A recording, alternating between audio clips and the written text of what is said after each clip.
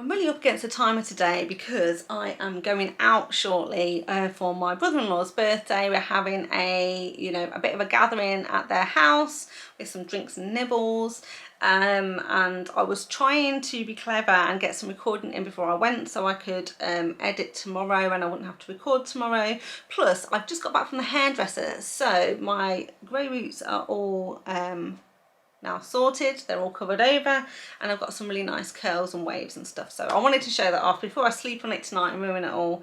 But I literally have now 30 minutes to get through 10 books, and I'm not sure I can manage it, so we'll see how far we get. And I might have to re-record this tomorrow, or it might be spliced, so it's kind of like part 2 of the video might come later. It'll be tomorrow and I'll be wearing something completely different and my hair won't look this good, let's be honest. So I've rambled on quite a lot there. You've seen from the thumbnail, hopefully from the title, what we're talking about today. We are talking about fake dating relationships, and I've got some fake dating as well as some fake marriages as well, or marriages of convenience, and these are my my top 10 picks.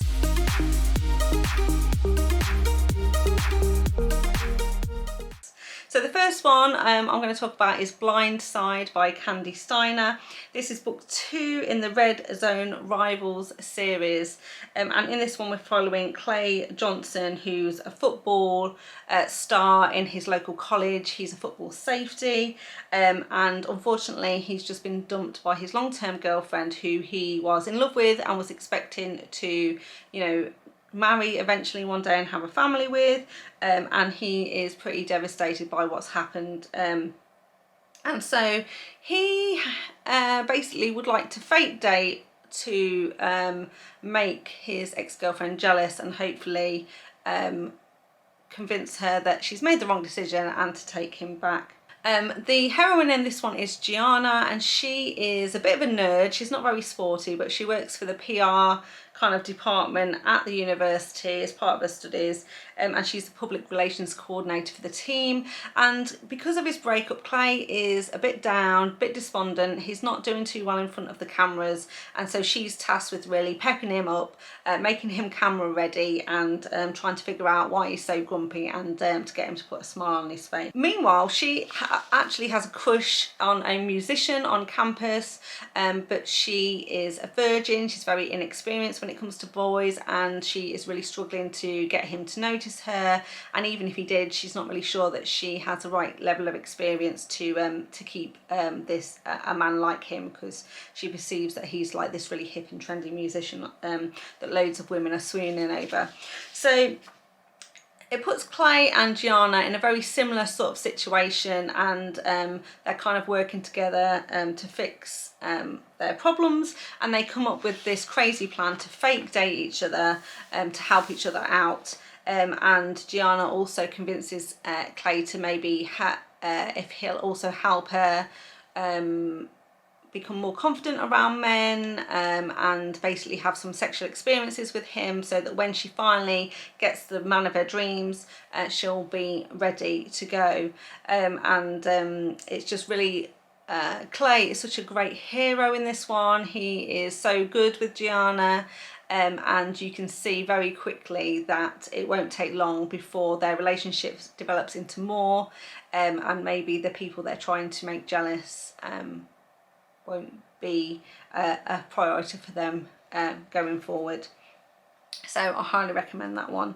The next one is Fate by Karla Sorenson. This is another sports romance, and this is book 2 in the Ward sisters series. Now, the fake dating element in this is actually quite a small portion, but essentially we're following Bauer and Claire. And Bauer is a famous snowboarder, and Claire is one of the Ward twins, so she's basically got a twin sister, and the twin sister has got a best friend, a best friend who Claire is obsessed with. She's really attracted to him, but he doesn't look at her twice. And basically one day her twin sister is supposed to be going to a charity benefit with her best friend, and she is unable to attend, so she asks Claire if she'll go in her place and pretend to be her, essentially. And Claire decides that this is a great opportunity opportunity to spend some time with, you know, her sister's best friend. Maybe he'll finally get to finally notice her and want to be with her. But unbeknownst to her, the best friend also decides he doesn't want to go and swaps places with his elder brother Bauer, who is this, like I said, this snowboarding professional snowboarder. And so Claire ends up going to this charity benefit with Bauer. Now, while they're there, she very much impresses the man who is holding this charity benefit. You know, like he's the one that's organised everything, and he invites her and Bauer to his sort of country house for the weekend, so that they can talk more about her ideas and some of the things they've been talking about. And he assumes that Bauer and Claire are boyfriend and girlfriend, and so they kind of decide that they're going to kind of maintain this deception basically, and they're not going to tell him the truth, and they end up going to this guy's house for the weekend. But then when they're travelling home, there is a lot of snow. They end up getting snowed in at this cabin, lots of close proximity, you know the drill, and their relationship kind of goes from there. So then the next one is Seducing Lola by Jessica Prince. So this is book 1 in the Girl Talk series, and it's a fake dating sort of rom-com. In this one we follow Grayson and Lola. Now Lola is a radio show host that she hosts with some other friends. This radio show is called Girl Talk, and they are kind of relationship experts where they tell women how to get men, how to keep men, that sort of thing, and give sex advice over the radio. So it's a fantastic show, highly popular, everyone loves it.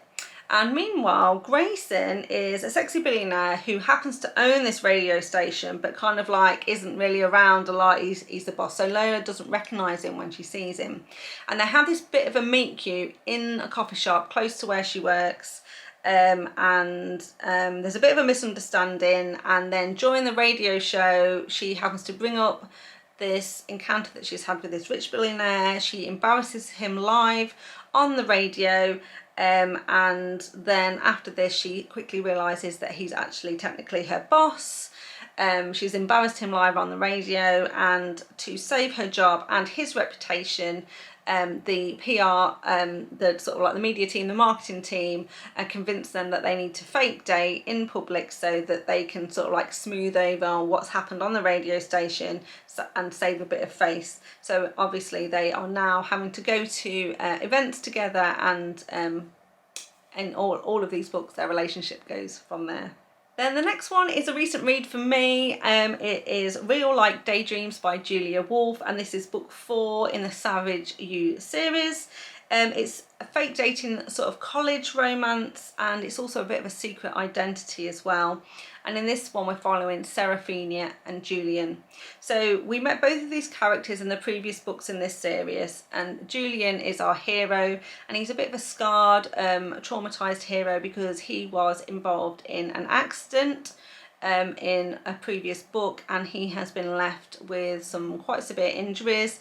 He struggles to walk, and he needs a lot of physiotherapy, and he's also got some scarring to his face. And we know Seraphina from previous books, and she is going to the same college as the rest of the characters, and is in the band. So basically she's a drummer in the marching band, and she really wants to get drum captain, and it's her chance in the following semester to do that, and the current drum captain needs to kind of give her a vote of confidence so that all the other band members will vote for her and she'll get this position. And at the start of this book, she goes to a party where her boyfriend is at, and he is very dismissive of her, and she ends up going into the back garden, sitting down, and she bumps into Julian. She doesn't know who he is. He's kind of wearing a hood, like a hoodie, and it's quite dark, so she doesn't fully see his face. But they end up having a moment. They switch phone numbers, and she starts then texting this guy that she met, and he calls himself the Phantom. So they start having this text relationship with each other. Now, obviously the Phantom is Julian this whole time, but she doesn't know, and this is where kind of, so this is the secret identity part, because she doesn't know who he is. But meanwhile, Julian is now had his accident. He is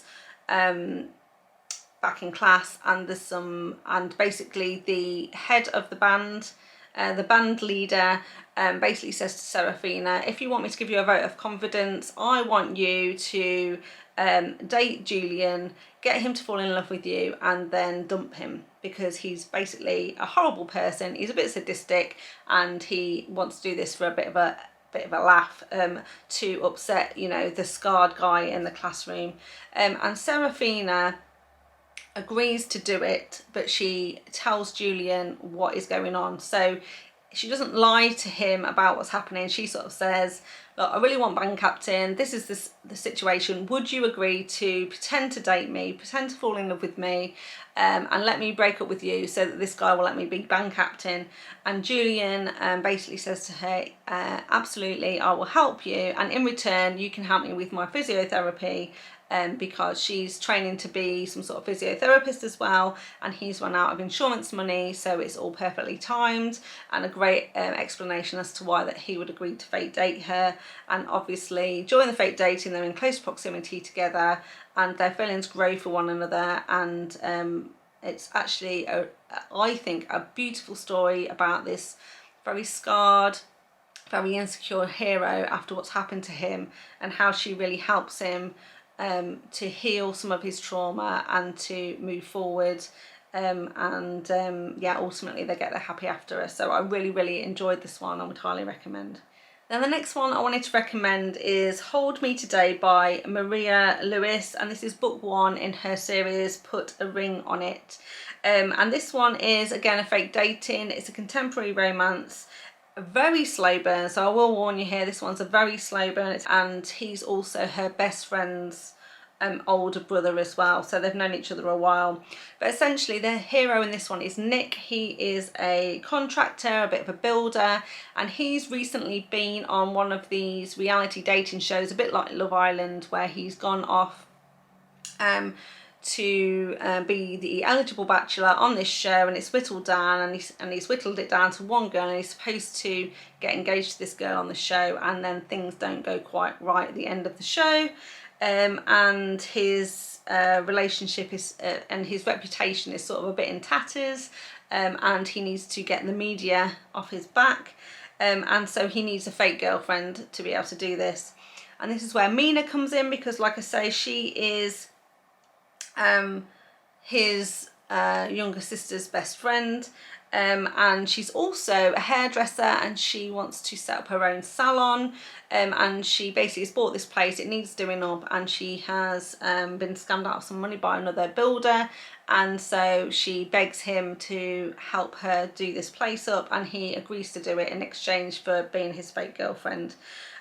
So like I say, they have a bit of a grumpy sunshine relationship to start with. There's a lot that goes on. It's kind of a contemporary, almost like a rom-com-y style sort of romance, but it is very slow burn, like I said, but it is well worth the wait. When we get to the end, they have a really beautiful relationship together, and would highly recommend that book. Then we have Dirty Like Me by Jane Diamond. This is Dirty book 1, and it's a rock star romance and obviously fake dating as well. So in this one we're following Katie. She's a struggling barista, and she manages to win a competition to star in a music video with Jessie, who is our rock star, and in the video she's going to be playing the role of his girlfriend, so they get quite intimate. She has to kiss him in front of the cameras, and of course they're just playing a part. Now when she wins this competition, she doesn't actually know who Jessie is, but she quickly finds out who he is, and also that he's got a bit of a reputation for a bit of a ladies' man, and also a bit of a heartbreaker. So she vows that she is only going to be acting only, she's not going to take it too far, she's not going to get any feelings in the middle of this. But their chemistry is undeniable. They are absolutely brilliant on camera, and they definitely share a moment during this video clip.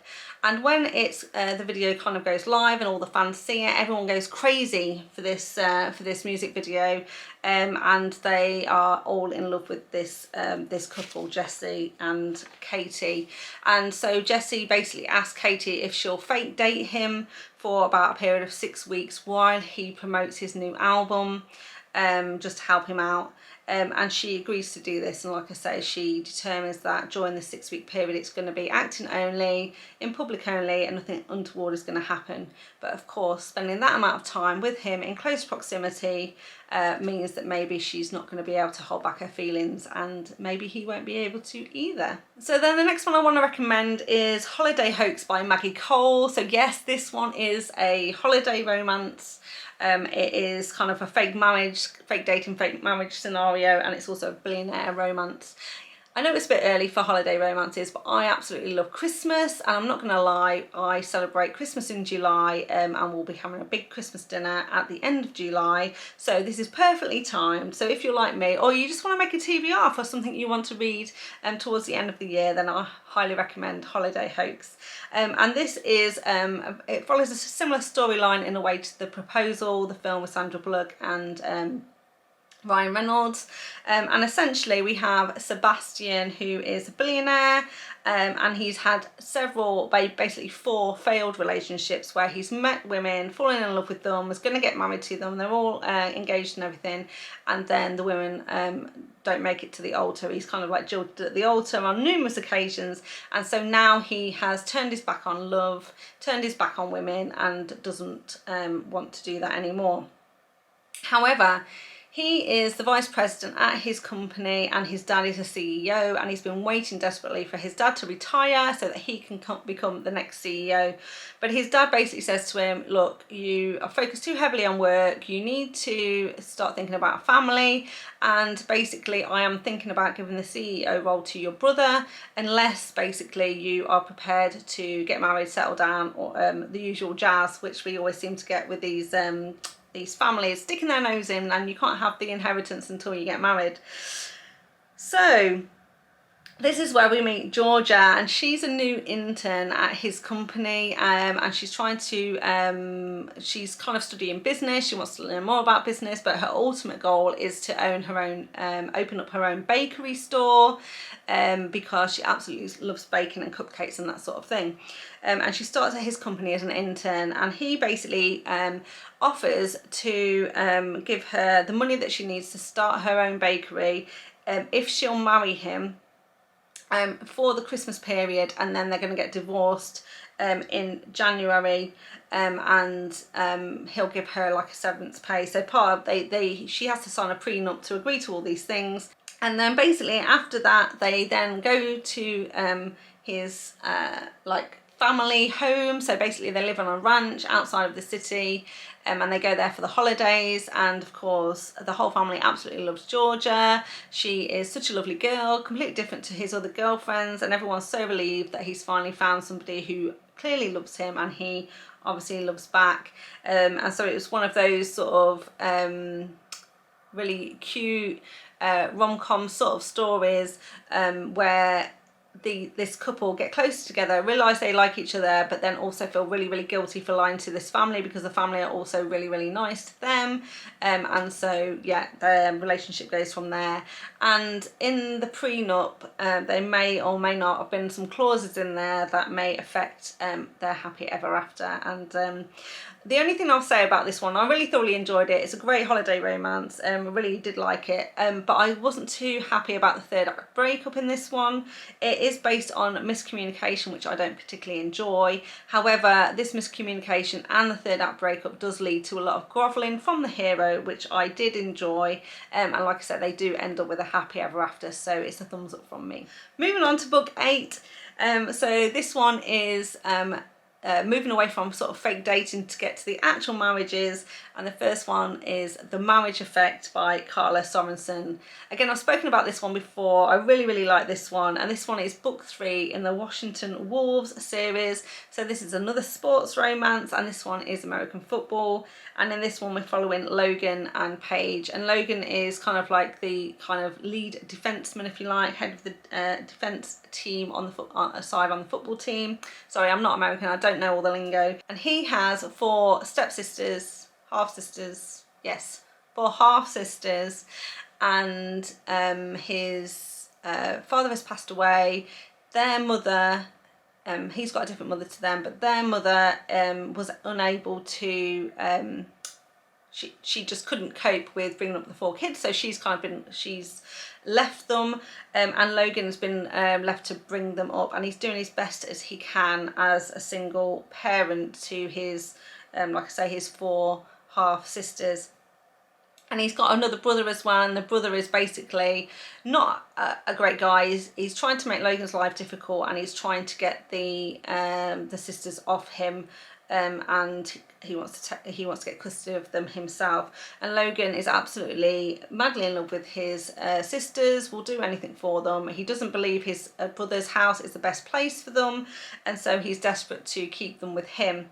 And this is where we meet Paige, because Paige is the best friend of the heroine from book 1, and she is a supermodel, but she's kind of like fed up with the lifestyle really, and she's come back and she's kind of living in the same area, same house as her best friend, and so she's kind of seen Logan about, and she's also got her own need to get married, because she is coming into some inheritance, but she can only claim the inheritance if she is married.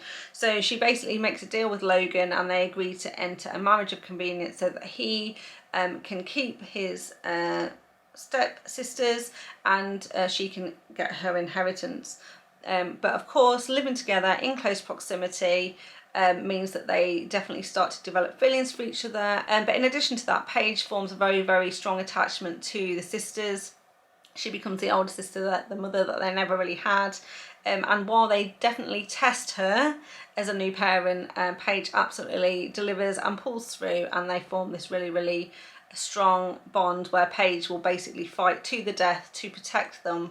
And that's also really what endears her to Logan as well. So he absolutely knows that he can't let her go, and they are definitely a formed family, and they need to be together. So really, really enjoy this one. It's probably one of my favourites in that particular series, and obviously they are the Ward sisters, who get their own series as well, which is the book that I talked about before, is one of the sisters from that book. Then of course I couldn't do this without mentioning The Penalty Box by Odette Stone. This is also another sports romance, and I realised how many sports romances are in this one, and this is book 3 in the Vancouver Wolves series. It's based on ice hockey, and this one is another fake marriage scenario. So we have Mika, who is our Russian ice hockey star, and his reputation is in tatters. He has been arrested because he was playing cards in one of Andrusha's warehouses, and Andrusha is kind of head of the criminal organisation in Vancouver, but also they were best friends growing up. And Andrusha has a spin-off book from this series. It's Dark Russian Angel is what it's called. And incidentally, it is the book that got me into Russian mafia romances in particular. But basically, like I say, Mika is basically arrested by police when the warehouse that Andrusha owns is raided, and they're playing cards in there, and so basically he's kind of arrested, and this is not great for his ice hockey career or his reputation. And he's done a few other things recently as well that are not looking too good for him, so he's desperate to improve his reputation. So his agent cooks up this plan where he's going to marry Charlie, who's her personal assistant, and they think that Charlie's a lovely girl, will basically improve his image, and everyone will you know, forgive him for what he's, you know, for the trouble that he's recently been in if he settles down, gets married and becomes a lovely family man. So that's kind of what happens. But Charlie has got her own secrets, and she is also desperate for money, and so this marriage is convenient for her because Mika's going to pay her to marry him, and also she's going to get to live in his house, so she saves a lot of money because she doesn't need to pay for rent and stuff like that. But this is also, while they have amazing chemistry together as a couple, obviously again in close proximity, all the usual stuff when it comes to these sort of fake romances, fake relationships, which I personally love. I love this close proximity aspect where they realise they actually have genuine feelings for each other. But this is also a little bit of a romantic suspense as well. There is someone that's seemingly trying to frighten Charlie, maybe being after her. And so we're not really sure who that is. So there's a little bit of, you know, some tense situations, and yeah, Mika obviously has to make sure that she's protected. So I really love the suspenseful element of that particular romance as well. So the last one I want to talk about today is Painted Scars by Neva, Altaj, and this is book 1 in the Perfectly Imperfect series. This one is a fake marriage, or a marriage of convenience, between Roman and Nina. Now Roman is head of the Bratva Mafia, and he's the Pacan basically of the Russian Mafia. Now he's recently been injured in a car bomb which has left him partially disabled, and he has to make use of a wheelchair when he's in private, and then when he's in public he perseveres with a cane so he can walk. But this is very much perceived as a weakness by the Russian Mafia, and his advisor basically tells him that his position is potentially now very tenuous because somebody will perceive this as a weakness and attempt to overthrow him. So they believe that if Roman gets married, this will solidify his position and it'll be less likely that someone will be able to overthrow him. So Nina is the victim that Roman picks to marry him, because basically her dad owes Roman quite a bit of money, and so in payment of the debt he basically tells Nina's father that he has to hand Nina over basically into marriage to him for a specific period of time, to obviously, until he's hoping that basically with a physiotherapy and some, you know, some training and things, he'll be able to walk again, and when he's back to full strength then basically he can let Nina go. And Nina isn't too happy about it, but obviously she doesn't really have much choice. But also Nina is a master deceptor. She is a fantastic actress, and she can act the part of a doting, loving wife to a T. While they're out in public, obviously it's all very, very sort of like real and realistic, and everyone absolutely believes them. They appear to be totally in love. When they're out and about, behind closed doors, not so much. Nina does try and struggle at first and to sort of like, you know, not be with him and stuff, but they also don't share the same room. They're in slightly separate rooms, but it's kind of like a shared apartment so that he can use his wheelchair and stuff, and externally people kind of don't know this, so basically they kind of share this apartment area, so it looks like she's sharing a bedroom with him, but it really isn't. But of course behind closed doors she realizes that he's struggling and does a lot to help him with his leg, moving in and out of the wheelchair, looking after him basically behind closed doors and that sort of thing. And so over time she does very much soften towards Roman, and ultimately they maybe realise that their feelings for each other are real and not completely acted out. So I highly recommend that one, and all the other books in Neva Altaj's Perfectly Imperfect series. They're all been fantastic so far. So that was an absolute whirlwind. I've rushed right through that. I literally have 1 minute now to log off. Hopefully the video has captured everything that I've talked about today. So I just want to say thank you very much for watching. If you made it this far and got to the end, please leave me a comment, give me a thumbs up if you liked it, and remember to subscribe to the channel if you want to see more content from me. So thank you very much, and I'll see you next time. Bye.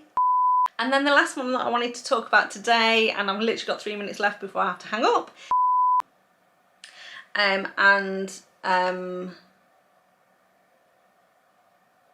yeah, but he's definitely in the defensive area, shall we say, and just a few more to go, and hopefully I'm cracking along. I feel like I'm racing along, but you may enjoy that, because probably I normally spend too much time rambling on like I'm doing now.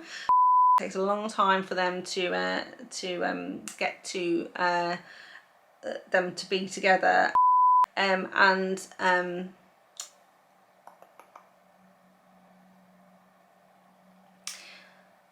blah, blah, blah.